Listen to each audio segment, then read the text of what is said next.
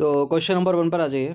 वर्तमान में राज्य मानवाधिकार आयोग के सदस्यों की संख्या कितनी हो गई है? यानी स्टेट ह्यूमन राइट कमीशन जैसे भारत में है नेशनल ह्यूमन राइट कमीशन, वैसे ही हर स्टेट का अलग अलग होता है स्टेट ह्यूमन राइट कमीशन।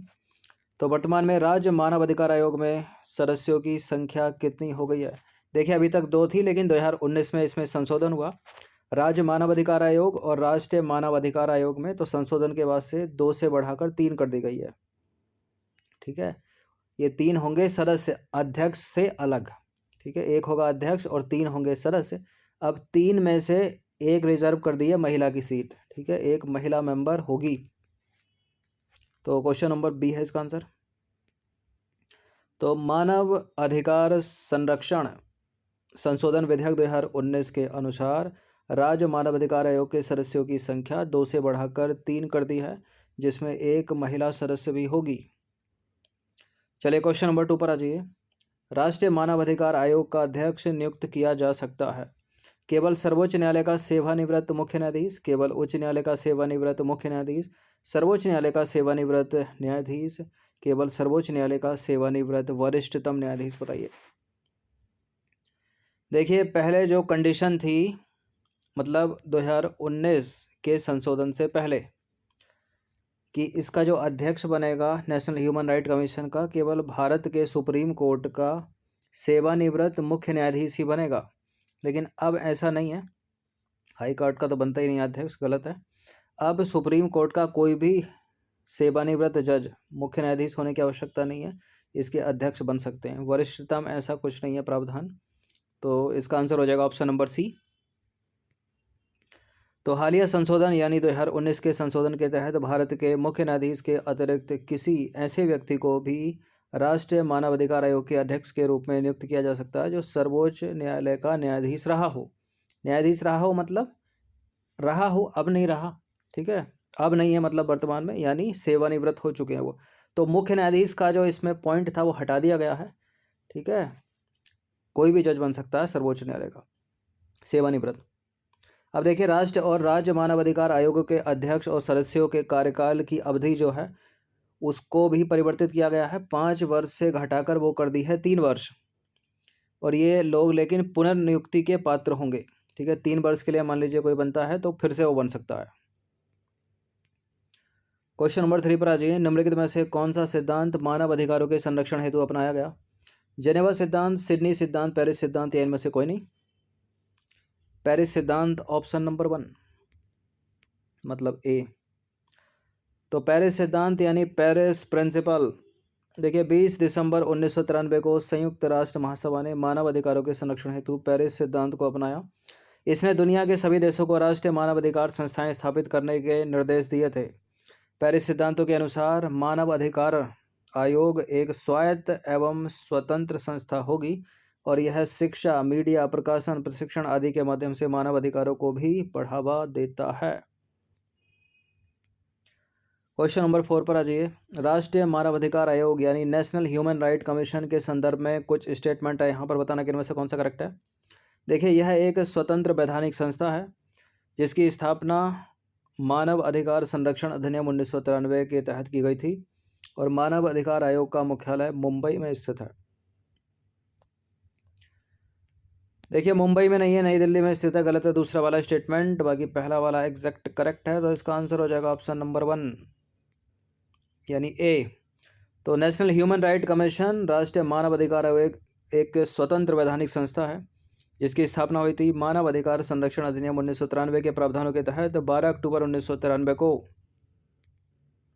देखिए, मानव अधिकार आयोग का जो मुख्यालय है वो नई दिल्ली में स्थित है, तो गलत है दूसरा स्टेटमेंट।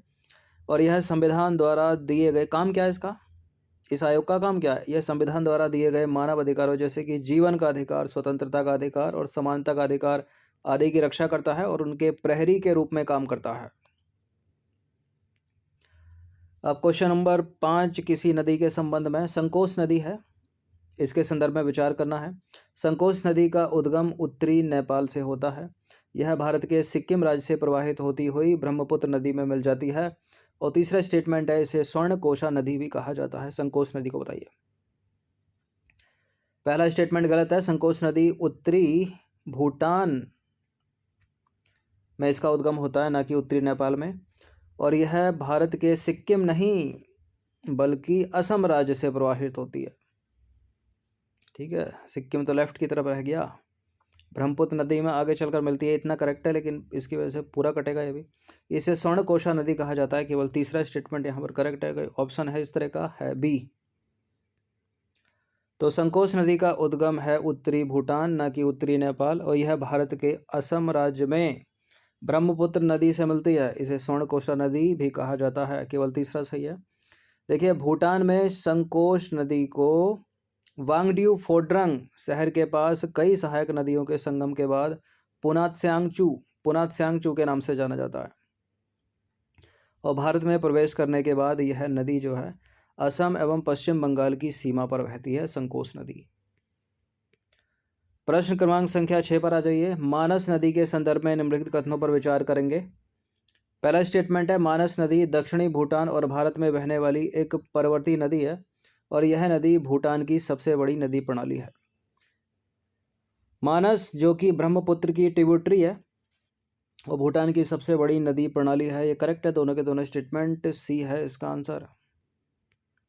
तो मानस नदी दक्षिणी भूटान एवं भारत के बीच हिमालय की तलहटी में बहने वाली एक पर्वतीय नदी है। इस नदी की कुल लंबाई लगभग है 400 किलोमीटर और भारत में ब्रह्मपुत्र नदी में मिलने से पहले ये 24 किलोमीटर तिब्बत यानी चीन में बहती है, 272 किलोमीटर भूटान में बहती है और 104 किलोमीटर भारत के असम राज्य में बहती है। यह भूटान की सबसे बड़ी नदी प्रणाली है, मानस नदी।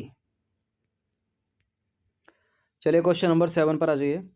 भारतीय अंतरिक्ष अनुसंधान संगठन यानी इसरो ने निम्नलिखित में से किस प्रक्षेपण यान में पुनः प्रयोज्य बूस्टर यानी रीयूजेबल बूस्टर लगाने की योजना बना रहा है इसरो? बताइए, GSLV Mark 3, PSLV D5 या फिर GSAT 14। रीयूजेबल बूस्टर मतलब जैसे कि ये जाते हैं अर्थ से अंतरिक्ष में जाते हैं। ठीक है, क्या है ये प्रक्षेपण यान है। एक तरह से आपके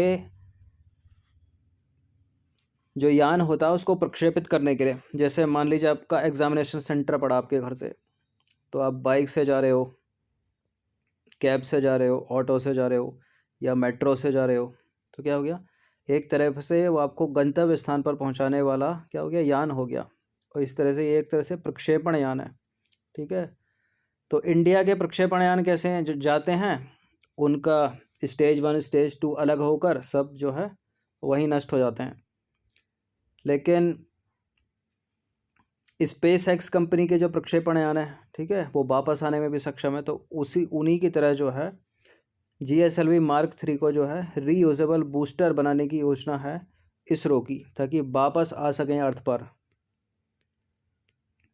तो भारतीय अंतरिक्ष अनुसंधान संगठन इसरो ने एक पुनः प्रयोज्य GSLV MK3 यानी GSLV Mark 3 प्रक्षेपण यान विकसित करने की योजना बनाई है, मतलब रीयूजेबल बूस्टर लगाने की योजना बनाई है उसमें। इसका फुल फॉर्म होता है जियो सिंक्रोनस सैटेलाइट लॉन्च व्हीकल। ठीक है,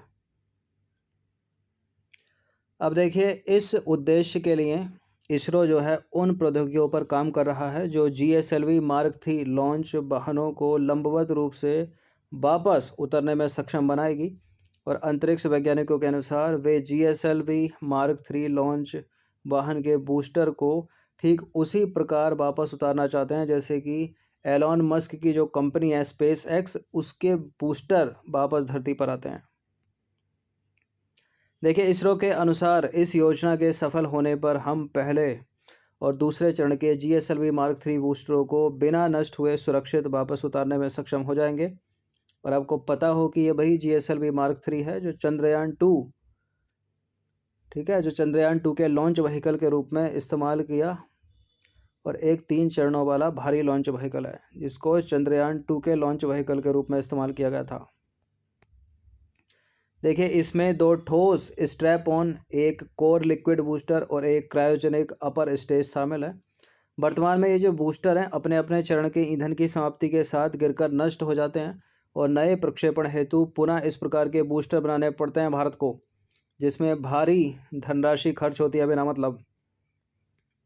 ठीक है, और इस बड़ी मात्रा में धन के खर्च से बचाव के लिए इसरो जो है पुनः प्रयोज्य बूस्टर यानी रीयूजेबल बूस्टर को हर हाल में विकसित करने की योजना जो है वो बना रहा है इसरो। चलिए क्वेश्चन नंबर 8 पर आ जाइए। 24 सितंबर 2021 को भारत के नियंत्रक एवं महालेखा परीक्षक गिरीश चंद्र मुर्मू अंतर्राष्ट्रीय परमाणु ऊर्जा एजेंसी के अगले बाहरी लेखा परीक्षक जो है चुने गए हैं। आपको बताना है कि इस पद पर उनका कार्यकाल कितने वर्ष होगा। अंतर्राष्ट्रीय परमाणु ऊर्जा एजेंसी के अगले बाहरी लेखा परीक्षक गिरीश चंद्र मुर्मू, इस पद पर उनका कार्यकाल होगा 6 वर्ष। तो 24 सितंबर 2021 को भारत के नियंत्रक एवं महालेखा परीक्षक यानी CAG गिरीश चंद्र मुर्मू अंतर्राष्ट्रीय परमाणु ऊर्जा एजेंसी के अगले बाहरी लेखा परीक्षक चुने गए और उनको ऑस्ट्रिया के वियना में IAEA के महासम्मेलन के दौरान इस पद पर चुना गया, यानी अंतर्राष्ट्रीय परमाणु ऊर्जा एजेंसी के महासम्मेलन पर। इस पद पर इनका कार्यकाल 6 वर्ष का होगा और IAEA का मुख्यालय कहाँ पर है? ऑस्ट्रेलिया के वियना में, ऑस्ट्रिया के वियना में।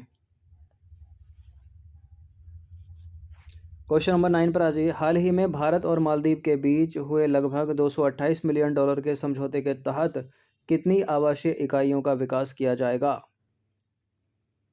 5000 से कम है, 500 से तो बहुत ज़्यादा हैं, 2800 से अधिक है, 4000 इकाइयों का विकास किया जाएगा।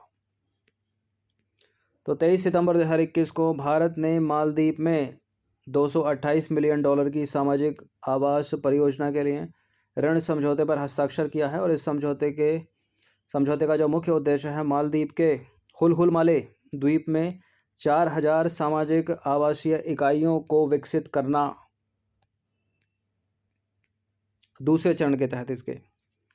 क्वेश्चन नंबर 2 पर आ जाइए। निम्नलिखित कथनों पर विचार करेंगे। पहला बड़ा सा स्टेटमेंट, दूसरा स्टेटमेंट उससे भी बड़ा सा।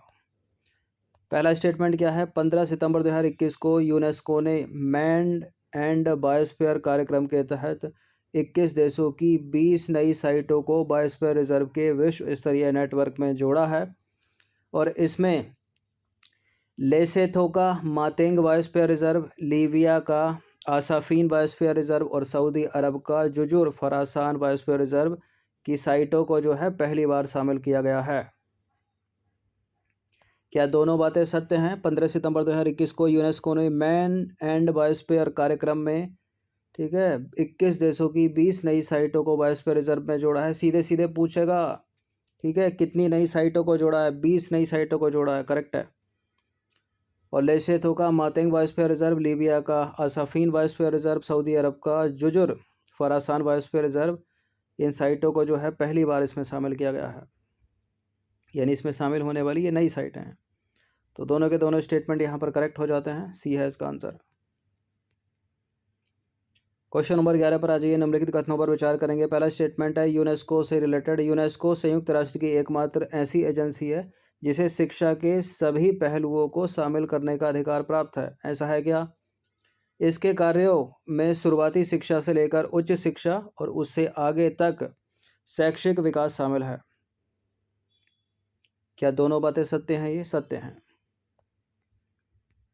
तो इसका आंसर क्या हो जाएगा? Option number C. तो यूनेस्को संयुक्त राष्ट्र की एकमात्र ऐसी एजेंसी है जिसे शिक्षा के सभी पहलुओं को शामिल करने का अधिकार प्राप्त है।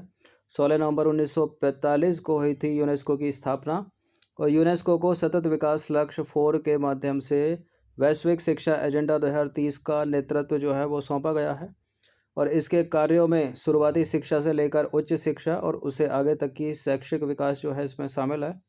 यूनेस्को के जनरल कॉन्फ्रेंस का जो प्रथम सत्र है वो वर्ष 1946 में नवंबर-दिसंबर के दौरान पेरिस में आयोजित किया गया था, याद रखिएगा। एक रिपोर्ट है ग्लोबल एजुकेशन मॉनिटरिंग रिपोर्ट, कौन प्रकाशित करता है ये? कौन सी संस्था प्रकाशित करती है global education monitoring report? Eliminate करें, वर्ल्ड बैंक नहीं है, विश्व आर्थिक मंच यानी वर्ल्ड इकोनॉमिक फोरम ये भी नहीं है। अब बताइए ILO है या फिर यूनेस्को है? यूनेस्को है, सी है। तो ग्लोबल एजुकेशन मॉनिटरिंग रिपोर्ट जो है वो SDG एजेंडा में शिक्षा पर सतत विकास लक्ष्य एवं उसके 10 लक्ष्यों तथा शिक्षा से संबंधित अन्य लक्ष्यों की प्रगति का आकलन करती है और यह रिपोर्ट विभिन्न निजी क्षेत्रों तथा जवाबदेही तंत्रों का परीक्षण करती है जो सरकारों, स्कूलों, शिक्षकों, माता पिता, अंतर्राष्ट्रीय समुदायों को शामिल करते हैं और समावेशी, न्याय संगत तथा गुणवत्तापूर्ण शिक्षा के प्रति जवाबदेह होते हैं। और ये रिपोर्ट कौन प्रकाशित करता है? यूनेस्को।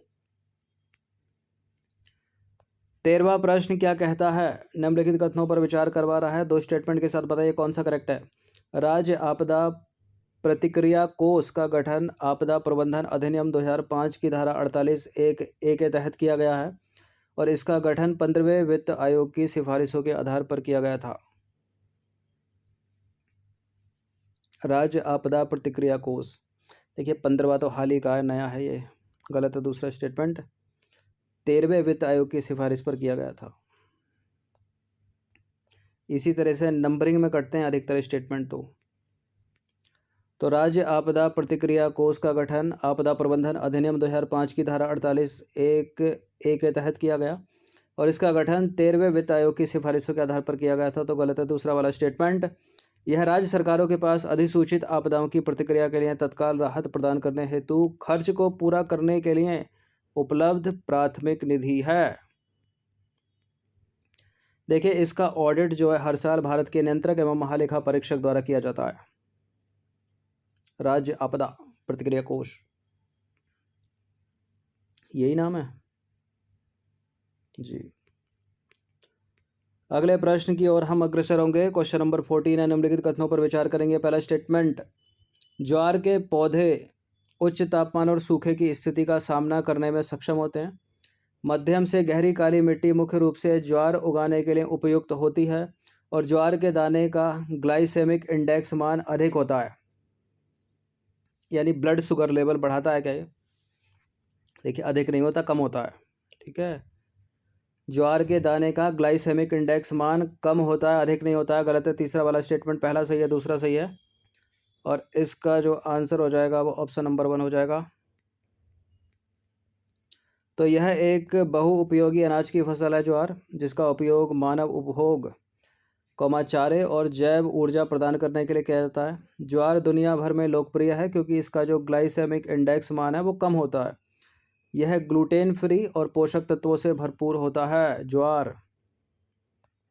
अब देखिए एक अनाज का अगर ग्लाइसेमिक मान की बात करें, एक अनाज का ग्लाइसेमिक इंडेक्स मान जितना कम होता है उसके सेवन के 2 घंटे बाद जो रक्त शर्करा है मतलब ब्लड ग्लूकोज के स्तर में अपेक्षाकृत कम वृद्धि होती है।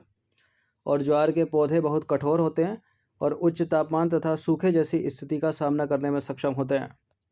तो पहला वाला अपना करेक्ट हो गया, दूसरा स्टेटमेंट करेक्ट हो गया, तीसरा वाला गलत है। क्यों गलत है? क्योंकि ग्लाइसेमिक इंडेक्स मान जो है ज्वार के पौधे का, ज्वार का, वो कम होता है, अधिक नहीं होता है।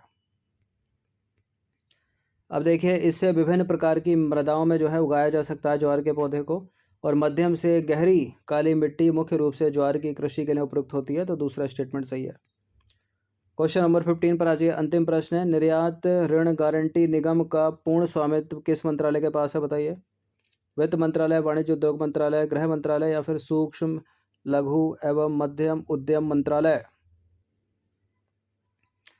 सूक्ष्म लघु एवं मध्यम उद्यम मंत्रालय के पास नहीं है, गृह मंत्रालय के पास नहीं है, वित्त मंत्रालय के पास भी नहीं है। निर्यात ऋण गारंटी निगम का पूर्ण स्वामित्व है वाणिज्य और उद्योग मंत्रालय के पास। तो न्यूज़ में है ये, देखिए हाल ही में केंद्रीय मंत्रिमंडल ने निर्यात ऋण गारंटी निगम में पूंजी लगाने और इनिशियल पब्लिक ऑफर के द्वारा इसे शेयर बाजार में सूचीबद्ध करने को मंजूरी दी है, इसलिए समाचारों की सुर्खियों में है। देखिए भारत सरकार द्वारा वर्ष 2021 से 21-22 से 5 वर्षों में, ठीक है, यानी इस साल से 5 वर्षों में निर्यात ऋण गारंटी निगम में 4,400 करोड़ रुपए की पूंजी लगाएगी। याद रखना, निर्यात ऋण गारंटी निगम लिमिटेड वाणिज्य और उद्योग मंत्रालय के पूर्ण स्वामित्व में है। तो इस तरह से ये प्रश्न पूछ ले जाते हैं, ठीक है। तो 15 प्रश्न थे ये करंट अफेयर से रिलेटेड, ठीक है। इनकी प्रैक्टिस जो है एक बार तो कर ही लेना। बाकी टेस्ट सीरीज़, इस टेस्ट सीरीज़ की प्लेलिस्ट का लिंक आपको डिस्क्रिप्शन बॉक्स में मिल जाएगा, वहाँ पर आप टेस्ट नंबर 1 से लेकर इस टेस्ट तक पहुँच सकते हैं। धन्यवाद।